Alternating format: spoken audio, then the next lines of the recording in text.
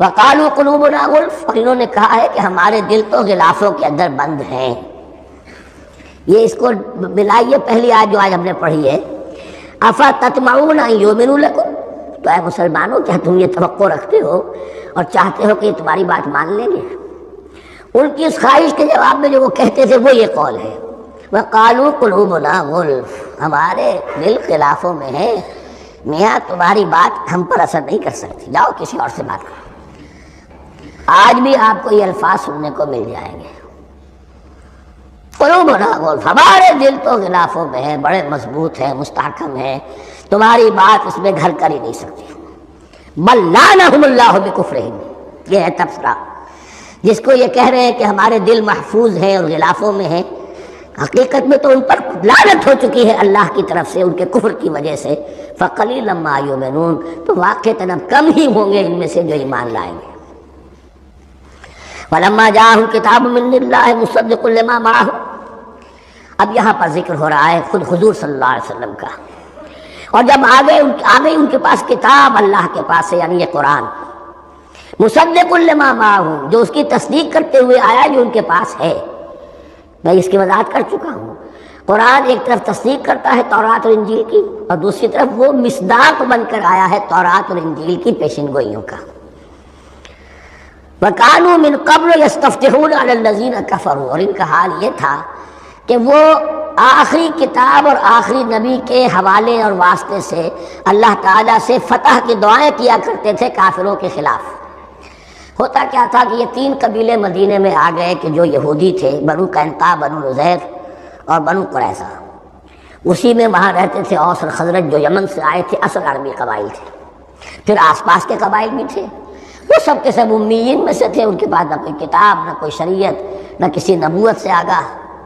اب ان کے آپس میں جب لڑائیاں ہوتی تھیں اور یہ مار کھاتے تھے، سرمایہ دار تھے، دولت والے تھے، عام طور پر بزدل تھے، لہذا جب بھی کبھی مقابلہ ہوتا تھا مار کھاتے تھے۔ تو وہاں یہ کہا کرتے تھے کہ ابھی تو تم ہمیں مار لیتے ہو، دبا لیتے ہو، نبی آخری زمان کی آنے کا وقت آ چکا ہے، وہ نئی کتاب لے کر آئیں گے، جب وہ آئیں گے ہم ان کے ساتھ ہو کر جب تم سے جنگ کریں گے تو تم ہمیں شکست نہیں دے سکو گے، ہمیں فتح حاصل ہوگی۔ اور دعا کیا کرتے تھے اللہ اس نبی آخر الزمان کا ظہور جلد ہو تاکہ اس کے واسطے سے اور اس کے ذریعے سے اس کے صدقے ہمیں فتح مل سکے۔ یہ دعائیں تھیں، چونکہ خزرج اور اوس کے لوگوں نے ان کی یہ دعائیں سنی ہوئی تھیں۔ یہی وجہ ہے کہ حج میں سن 11 نبوی کے حج میں یا سن 10 نبوی کے حج میں جب وہاں پر 6 آدمیوں سے حضور نے بات کی جو خزرج کے تھے، سب کے سب انہوں نے کلنکھیوں سے ایک دوسرے کو دیکھا، معلوم ہوتا ہے یہ وہی نبی ہے جن کا ذکر یہ یہودی کرتے ہیں، تو اس سے پہلے کہ وہ ایمان لائے تم ایمان لے آؤ۔ گویا کہ وہ علم بالواسطہ طور پر جو انہیں پہنچا تھا وہ ان کے لیے کتنا بڑا سرمایہ بن گیا، ان کے نجات کا ذریعہ بن گیا۔ اور وہ علم جو ان کے پاس تھا تعصب کی وجہ سے اور تکبر کی وجہ سے وہ اسی طرح رہ گئے۔ فَذَهَبَ اللَّهُ بِنُورِهِمْ وَتَرَكَهُمْ فِي ظُلُمَاتٍ لَا يُبْصِرُونَ صُمٌّ بُكْمٌ عُمْيٌ فَهُمْ لَا يَرْجِعُونَ۔ وَلَمَّا جَاءَهُمْ كِتَابٌ مِّنْ عِندِ اللَّهِ مُصَدِّقٌ لِّمَا مَعَهُمْ وَكَانُوا مِن قَبْلُ يَسْتَفْتِحُونَ عَلَى الَّذِينَ كَفَرُوا فَلَمَّا جَاءَهُم مَّا عَرَفُوا كَفَرُوا، تو جب ان کے پاس آ گئے وہ چیز جسے انہوں نے پہچان لیا پھر انہوں نے کفر کیا۔ فَلَعْنَةُ اللَّهِ عَلَى الْكَافِرِينَ، تو اللہ کی لعنت ہے ایسے کافروں پر۔ بِئْسَ مَا اشْتَرَوْا بِهِ أَنفُسَهُمْ أَن يَكْفُرُوا بِمَا أَنزَلَ اللَّهُ بَغْيًا أَن يُنَزِّلَ اللَّهُ مِن فَضْلِهِ عَلَىٰ مَن يَشَاءُ مِنْ عِبَادِهِ، بہت بری شے ہے جس کے عوض کہ انہوں نے اپنی جانوں کو فروخت کر دیا۔ یعنی دنیا کا حقیر سا نفع، یہاں کی حقیر سی مسندیں، یہاں کا جو بھی چودراہٹیں ہیں، جو بھی ان کی حیثیت ہے، صرف اس کا قربانی دینے کو تیار نہیں، یہی تو سبب ہے، اس کی وجہ سے کفر کر رہے ہیں پہچان کر۔ تو بری ہے وہ شے جس کے لیے انہوں نے اپنے آپ کو بیچ دیا۔ ان یکفروا، کہ وہ کفر کر رہے ہیں اس وجہ سے، بما انزل اللہ بغیا، جو اللہ نے نازل فرمایا ہے، اور کفر کیوں کر رہے ہیں اس زدہ میں، ان ینزل اللہ من فضلہ علی من یشاء من عبادہ، کہ اللہ تعالیٰ نے نازل کر دیا ہے اپنے اس فضل میں سے اپنے بندوں میں سے جس پر چاہا۔ وہ اس امید میں تھے کہ وہ اسرائیلی ہی ہوگا۔ جب 1400 برس تک نبوت ہمارے پاس رہی، اب فترت کا زمانہ ہے، 600 برس گزر گئے، اب آخری نبی آنا ہے، ان کو گمان یہ تھا وہ ہم میں سے ہی ہوگا۔ یہاں یہ ہوا کہ یہ رحمت اللہ کی اور یہ فضل جو ہے بنی اسماعیل پر ہو گیا۔ اس کی وجہ سے زدم زدہ بغین، اس بغین کے لفظ کو اچھی طرح نوٹ کر لیجئے، یہ اختلاف جو ہوتا ہے دین میں اس کا اصل سبب یہ بغین کا لفظ آئے گا بار بار قرآن مجید میں۔ یہ بغین کیا ہے؟ جسے عہد حاضر کے ایک خاص جو مکتب فکر ہے سائیکالوجی کا، ایڈلر کا، اس میں یہ قرار دیا گیا ہے کہ انسان کے جو موٹیوز ہیں، جو اس کا انسٹنکٹس ہیں، ان میں ایک بہت پاورفل موٹیو جو ہے to dominate, urge to dominate.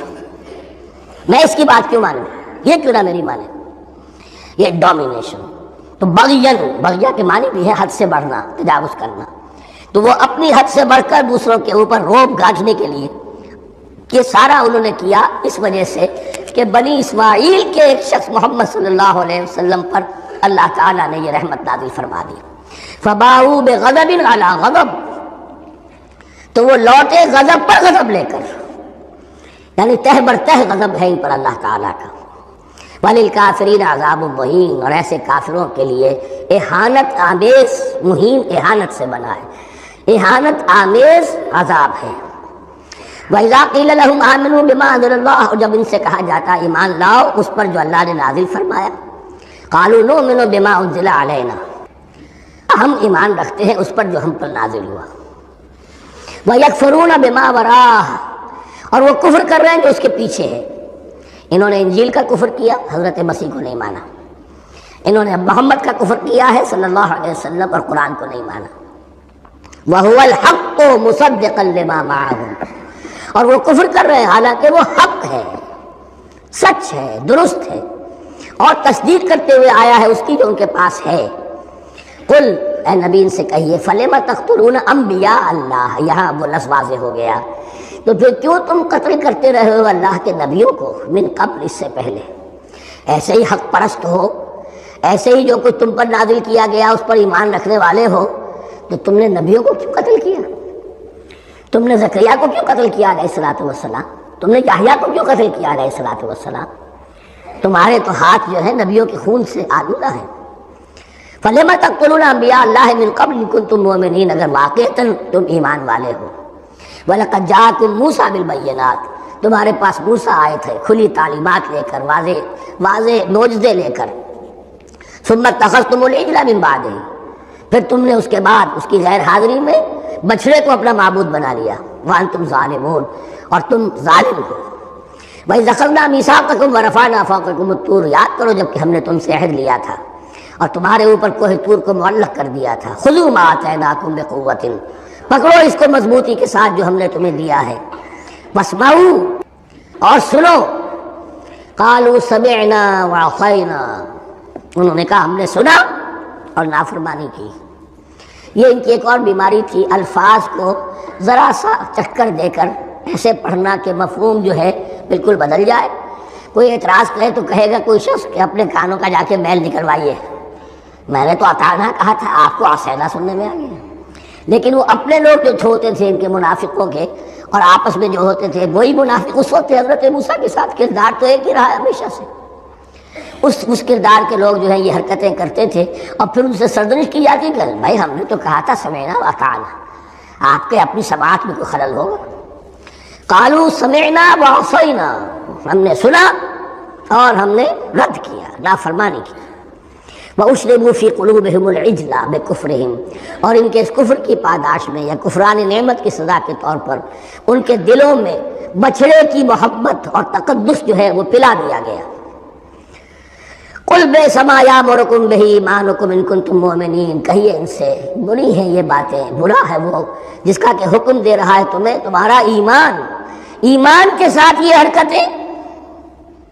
ان کنتم مومنین، اگر تم مومن ہو تو کیا ایمان کے ساتھ یہ حرکتیں ممکن ہوتی ہیں؟ قل ان كانت لكم الدار الآخرة عند الله خالصة من دون الناس فتمنوا الموت ان كنتم صادقین۔ پھر یہ ایک یونیورسل ٹروتھ آ رہا ہے، بہت اہم، اس کو کرتے ہوئے خود انٹروسپیکشن کی ضرورت ہے پڑھتے ہوئے، کیونکہ ان کا یہ خیال تھا نحن ابناء اللہ واحباؤہ، ہم تو اللہ کے بڑے چہیتے ہیں، بڑے لاڈلے ہیں، اولیاء ہیں، ہم پسندیدہ لوگ ہیں، we are the chosen people of the lord, یہ ان کا کہنا جو ہے یہ تو ان کی بڑی کھلی بات ہے۔ اور ان کا کہنا ہے کہ آخرت کا گھر تو ہمارے لیے ہے ہی ہے، اٹھا لو۔ اب دیکھیے لٹمس ٹیسٹ ان کے سامنے رکھا جا رہا ہے، لیکن یہ لٹمس ٹیسٹ میرے اور آپ کے لیے بھی ہے۔ قل ان کانت لکم الدار الآخرۃ عند اللہ خالصۃ من دون الناس، اے نبی ان سے کہیے کہ اگر تمہارے لیے آخرت کا گھر اللہ کے پاس خالص کر لیا گیا ہے دوسرے لوگوں کو چھوڑ کر، یعنی تمہاری ریزرویشن ہو چکی ہے وہاں، تمہارے لیے تو جنت ہی جنت ہے، فتمنوا الموت ان کنتم صادقین، تو اگر تم سچے ہو تو تمہیں موت کی تمنا کرنی چاہیے، موت کی تمنا کرو۔ اگر اتنا ہی یقین ہے جنت میں داخل ہونے کا تو دنیا میں رہنا تم پر گراں ہونا چاہیے۔ یہاں کی تو بہت سی کلفتیں ہیں، بہت سی محنتیں ہیں، مشقتیں ہیں، کتنی کتنی کوفت اٹھانی پڑ جاتی ہے۔ یقین اگر ہو کہ آخرت ہے اور وہاں میرا مقام جنت میں ہے تو زندگی تو لائبلٹی معلوم ہونی چاہیے، ایسٹ معلوم نہیں ہونا چاہیے۔ پھر تو دنیا سجن نظر آنی چاہیے، جیسا کہ حدیث میں فرمایا گیا الدنیا سجن المومن و جنت الکافر، یعنی کم سے کم یہ کہ دنیا میں زیادہ رہنے کی آرزو تو نہ ہو، یہ کم سے کم ہے۔ آخرت پر ایمان، اور اگر اپنا معاملہ اللہ کے ساتھ خلوص پر ہے، دھوکے بازی پہ نہیں ہے، بل الانسان علی نفسہ بصیرہ، ہر انسان کو معلوم ہے میں کہاں کھڑا ہوں، آپ کا دل آپ کو بتا دے گا آپ اللہ کے ساتھ دھوکے بازی کر رہے ہیں یا آپ کا معاملہ اللہ کے ساتھ خلوص و اخلاص پر مبنی ہے۔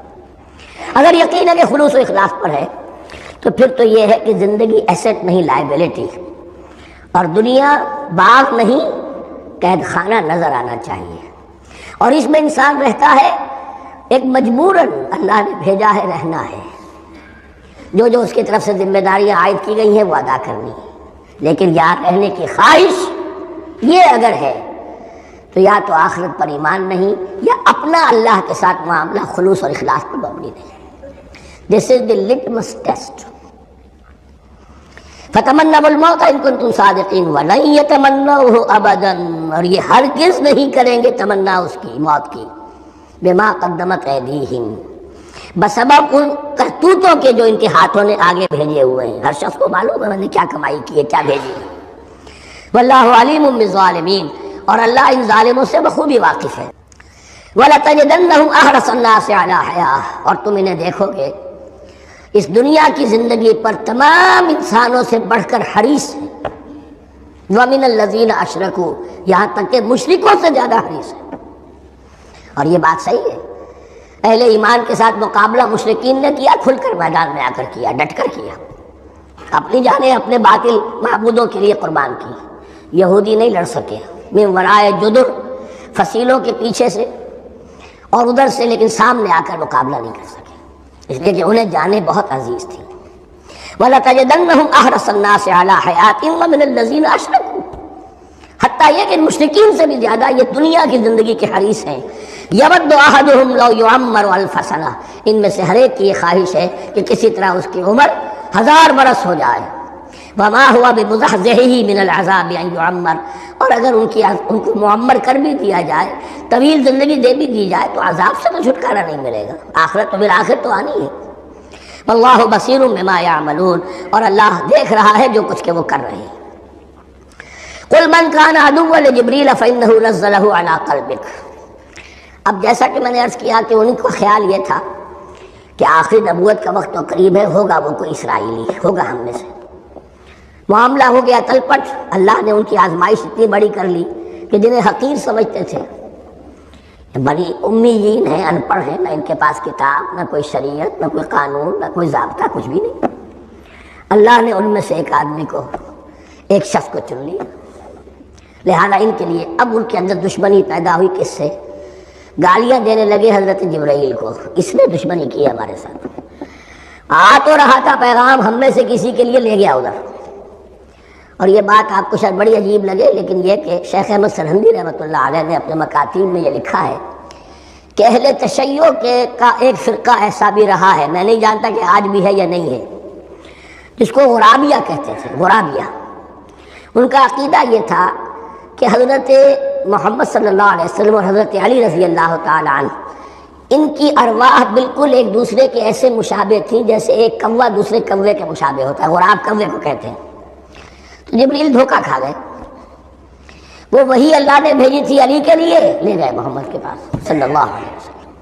تو یہ بات جو شیخ احمد سرہندی کی لکھی ہوئی غرابیہ فرقہ ان کا، مجھے یہ نہیں معلوم کہ اب بھی ہے یا نہیں ہے، لیکن یہ بات یہود کے ہاں جو ہے وہ موجود تھی. اور بات جان لیجئے، لَيَأْتِيَنَّ عَلَىٰ أُمَّتِي مَا أَتَىٰ عَلَىٰ بَنِي إِسْرَائِيلَ حَسْبَ النَّعْلِ بِالنَّعْلِ، اس کی حقیقت اور سے اور منکشف ہوتی چلی جائے. تو اب یہاں فرمایا قُلْ مَنْ كَانَ عَدُوًّا لِلْجِبْرِيلِ، اے نبی کہہ دیجئے جو کوئی بھی دشمن ہو گیا ہو جبرائیل کا، فَإِنَّهُ نَزَّلَهُ عَلَىٰ قَلْبِكَ بِإِذْنِ اللَّهِ، تو اس میں تو نازل کیا ہے اس قرآن کو آپ کے دل پر اللہ کے حکم سے، جبرائیل کا اپنا اختیار تو نہیں تھا.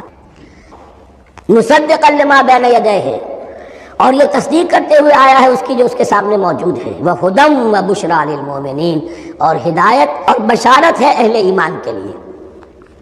اور اس کے بعد اب فرمایا جا رہا ہے کہ اللہ اور اس کے رسول اور اس کے ملائکہ یہ ایک آرگینک ہول ہیں، یہ ایک جماعت ہے، ان میں کوئی رکھنا نہیں ہو سکتا، ان میں کوئی اختلاف نہیں ہو سکتا.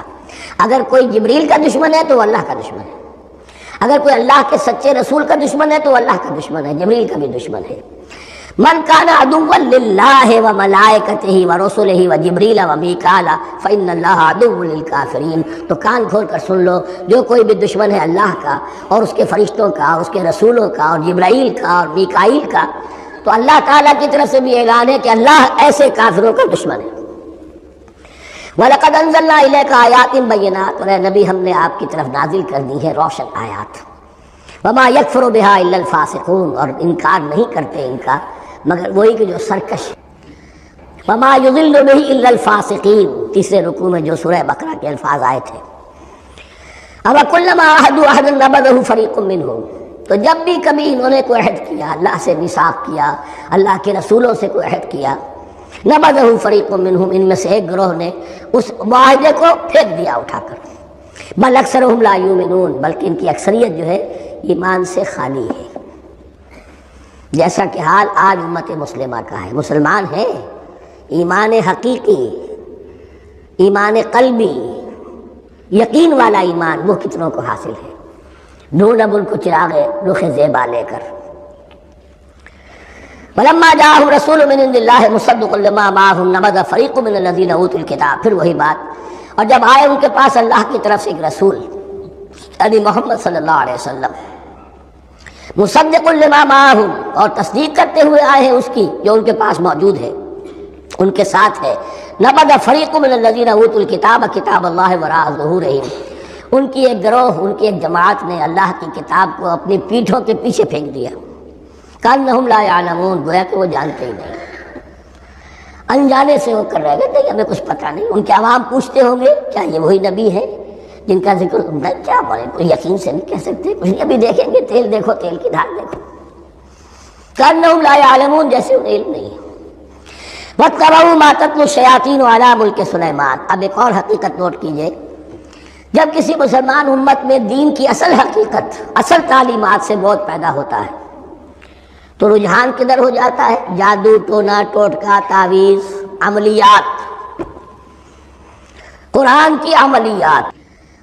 قرآن اترا تھا کسی اور کے لیے، کام کے لیے، یہ اس کو ذریعہ بناتے ہیں دشمن کو زیر کرنے کے لیے.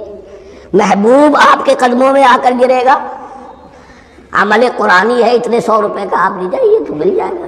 یہ دندے ہمارے ابھی چل رہے ہیں، خوب چلتے ہیں. اور میں سمجھتا ہوں کہ سب سے زیادہ فلرشنگ کاروبار جو ہے وہ اس طرح کا ہے.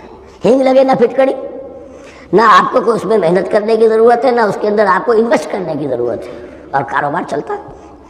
تو وہاں بھی کیا ہوا، وَاتَّبَعُوا، جب دین کی اصل حقیقت کو دور پھینک دیا، انہوں نے پیروی کی اس کی مَا تَتْلُو الشَّيَاطِينُ عَلَىٰ مُلْكِ سُلَيْمَانَ، جو شیاطین جن جو تھے. عَلَىٰ مُلْكِ سُلَيْمَانَ سے مراد ہے عَلَىٰ عہد ملک سلیمان، حضرت سلیمان کے زمانے میں، چونکہ اللہ تعالیٰ نے ان جنات کو حضرت سلیمان کے تابع کر دیا تھا، تو وہاں پر چونکہ ان کا اب جو ہے کوئی میل جول زیادہ تھا لوگوں کے ساتھ، تو وہ انہیں کچھ اس قسم کی چیزیں سکھاتے رہتے، گویا کہ اندر سے تخریب کاری.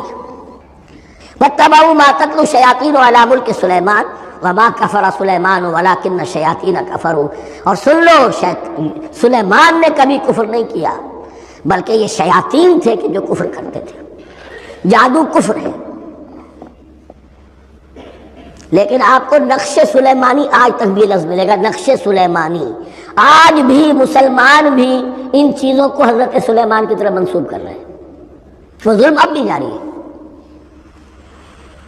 وما کفر سلیمان ولکن الشیاطین کفروا یعلمون الناس السحر، وہ لوگوں کو جادو سکھاتے تھے. وما انزل علی الملکین ببابل ہاروت و ماروت، اور جو کچھ نازل کیا گیا دو فرشتوں پر، ہاروت اور ماروت پر، بابل میں. بابل یہ ہے پرانا عراق، بیبلونیا. نبوکدنضر بھی بیبلونیا کا بادشاہ تھا، نمرود بھی بیبلونیا کا بادشاہ تھا. عراق کے بادشاہوں کا لقب ہی تھا نمرود، نواردہ اس کی جمع ہے. تو حضرت سلیمان کی حکومت جب تھی تو وہاں پر یہ لوگ جنات جو ہیں وہ اس قسم کی تخریب کاری کر رہے تھے. تو اللہ تعالیٰ نے آخری آزمائش کے لیے دو فرشتوں کو زمین پر اتارا، اور وہ انسانی شکل میں لوگوں کو جادو سکھاتے تھے. بتاتے بھی جاتے تھے دیکھو جادو کفر ہے، ہم سے مت سیکھو. لیکن اس کے باوجود لوگ سیکھتے تھے. تو گویا کہ ان پر اتمام حجت ہو گیا کہ اب ان کے اندر خباثت جو ہے پوری طریقے سے گھر کر چکی ہے. وما یعلمان من احد، اور وہ نہیں سکھاتے تھے کسی کو بھی، حتی یقولا انما نحن فتنۃ فلا تکفر، یہاں تک کہ وہ کہہ دیتے تھے کہ دیکھو ہم تمہاری آزمائش کے لیے بھیجے گئے ہیں، ہم فتنہ ہیں تو تم کفر مت کرو. فیتعلمون منہما ما یفرقون بہ بین المرء وزوجہ، تو وہ سیکھتے تھے ان دونوں سے وہ شے کہ جس کے ذریعے سے تفریق کر سکے ایک شخص اور اس کی بیوی کے درمیان. تفرقہ ڈالنا گھروں کے اندر، فساد. اب بھی یہ عورتوں کے اندر یہ کام بڑی تیزی کے ساتھ چلتے ہیں. تعویذ اور دھاگے اور کیا کوئی گنڈے چلتے ہیں. وما هم بضارین بہ من احد، اور نہیں تھے وہ ضرر پہنچانے والے کسی کو کچھ بھی الا باذن اللہ. ایمان کا تقاضا یہ ہے کہ چاہے کوئی دوا ہو وہ بھی باذن رب کام کرے گی، ورنہ نہیں. کوئی اور اسباب طبیعیہ ہے ان کے بھی اثرات ظاہر ہوں گے اگر اللہ چاہے گا، اس کے بغیر کچھ نہیں ہو سکتا. جادو کا بھی اثر ہوگا تو اللہ کے اذن سے ہوگا. تو بندہ مومن کو ڈٹے رہنا چاہیے اور مقابلہ کرنا چاہیے. وما هم بضارین بہ من احد الا باذن اللہ ویتعلمون ما یضرهم ولا ينفعهم، اور وہ سیکھتے تھے ان سے وہ چیزیں جو ان کے لیے مضرت بخش تھی، ضرر پہنچانے والی اور انہیں نفع نہیں پہنچاتی تھی. وَلَقَدْ عَلِمُوا لَمَنِ اشْتَرَاهُ مَا لَهُ فِي الْآخِرَةِ مِنْ خَلَاقٍ، حالانکہ یہ بات ان کے علم میں آ چکی تھی کہ جس نے بھی اس چیز کو حاصل کیا، جادو سیکھا، اس کا پھر آخرت میں کوئی حصہ نہیں ہے. وَلَبِئْسَ مَا شَرَوْا بِهِ أَنفُسَهُمْ، اور بری تھی وہ چیز جس کے لیے انہوں نے اپنے آپ کو فروخت کر دیا. لَوْ كَانُوا يَعْلَمُونَ، کاش کہ انہیں علم ہوتا. وَلَوْ أَنَّهُمْ آمَنُوا وَاتَّقَوْا، اور اگر وہ ایمان رکھتے اور تقوی کی روش اختیار کرتے، لَمَثُوبَةٌ مِّنْ عِندِ اللَّهِ خَيْرٌ، تو بدلہ پاتے اللہ کی طرف سے بہت ہی اچھا، بہت خیر. لَوْ كَانُوا يَعْلَمُونَ، کاش کہ ان کو معلوم ہوتا. یا ایھا الذین آمنوا لا تقولوا رأینا وقولوا انظرنا واسمعوا. اب ایک اور مثال ان کی، وہ تو تھے منافقین بنی اسرائیل جن کا ذکر ہوا، سمعنا وعصینا. اب یہاں یہ منافقین جو یہاں پر مسلمانوں میں شامل ہو گئے تھے، یہود کے زیر اثر لوگ، اور آ گئے مسلمانوں میں بھی. اب ان کا معاملہ کیا تھا؟ جب حضور صلی اللہ علیہ وسلم کی محفل میں بیٹھتے تھے تو جیسے ہوتا ہے آپ نے کوئی بات فرمائی تو اگر فرض کیجئے کہ ادھر کے لوگوں نے نہیں سنی، بات سمجھ میں نہیں آئی، تو وہ ان سے درخواست کرتے تھے رعاینا، حضور ذرا ہماری رعایت کیجئے، بات کو دوبارہ دہرا دیجئے، ہماری سمجھ میں نہیں آیا. اب اس کا وہ کیا کرتے تھے یہودی یا یہ ان کے یہودیوں کے زیر اثر منافقین؟ رعاینا، اے ہمارے چرواہے. گویا کہ دل میں خوش ہو رہے، خباثت نفس اس کو غذا مل رہی ہے، ہم نے تو رعاینا کہہ دیا. کسی نے اگر ٹوک دیا، بابا میں نے رعاینا کہا تھا، معلوم ہوتا ہے آپ کی سماعت میں اس کو خلل پیدا ہو چکا ہے. یہ انداز تو مسلمانوں سے کہا جا رہا ہے. یہ واحد آیت ہے اس پورے سلسلے میں جس میں خطاب یا ایھا الذین آمنوا سے ہے، لیکن اصل میں روح سخن اب بھی بنی اسرائیل کی شرارت ہے. یا ایھا الذین آمنوا لا تقولوا رعاینا وقولوا انظرنا واسمعوا.